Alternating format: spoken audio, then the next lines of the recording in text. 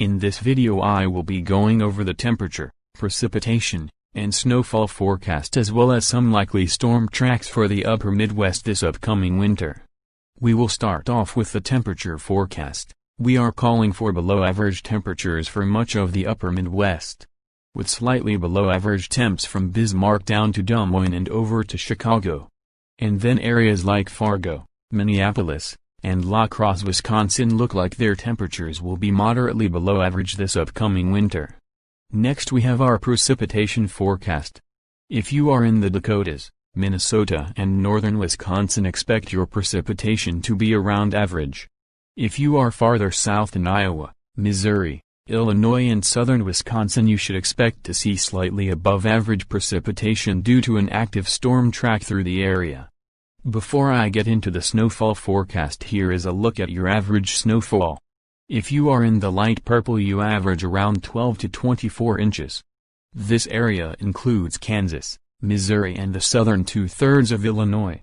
In areas like North Platte, Omaha and Des Moines, you typically see 24 to 36 inches during an average winter. Then areas like La Crosse and Green Bay and the hot pink color average 36 to 48 inches. The light pink layer is for 48 to 72 inches, which includes Duluth and International Falls, Minnesota. And the last layer in northern Wisconsin and Michigan is for 72 inches plus. Now let's get into the snowfall forecast. We are calling for slightly above average snowfall in Minneapolis, Duluth and Des Moines. In other areas like Cedar Rapids, Iowa and Green Bay, Wisconsin, we are calling for moderately above average snowfall this winter.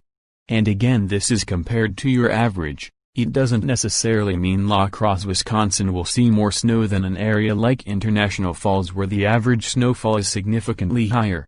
Let's go in depth on a couple cities' snowfall forecast.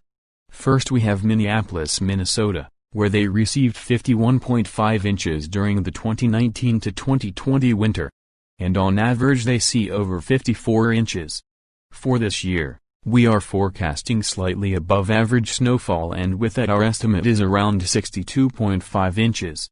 So expect anywhere from 55 to 65 inches this upcoming winter in Minneapolis. Our next city is Des Moines, Iowa, where they came just shy of their average of 35.3 inches a year ago with 34. This is another area where we are calling for slightly above average snowfall, and with that our forecast is for a little over 40 inches.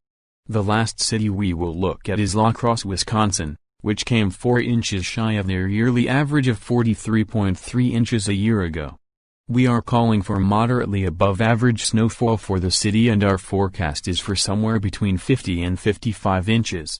Now it's time to get into the common storm tracks we expect this winter.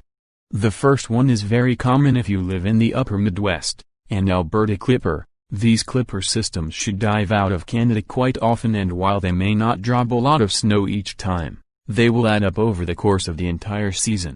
Usually you can expect anywhere from 1 to as much as 5 inches depending on how much moisture the system has to work with. Our next track is for the more southern areas where we expect moderately above average snowfall. This storm track looks to be the most likely to set up consistently this winter, which is why we are calling for above average snowfall in a lot of these areas. This track will not always be in this exact area though, as it will sometimes track farther north or south. This next one is not one I can say will be common, but definitely could happen once or twice with the potential to drop heavy snow and create blizzard conditions. These type of storms typically intensify rapidly over the plains states and have a strong wind field that creates blizzard conditions on their northwest side.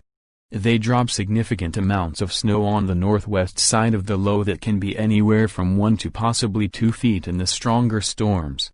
That is all for today's video, but this may get updated in the coming months, so stay tuned as we fine-tune the forecast for your region. Also, if you do not live in the upper Midwest, I have videos out already for the Northeast, Southeast, Ohio Valley and Great Lakes regions. Otherwise I hope you enjoyed it and consider hitting that subscribe button to see more weather-related content in the future.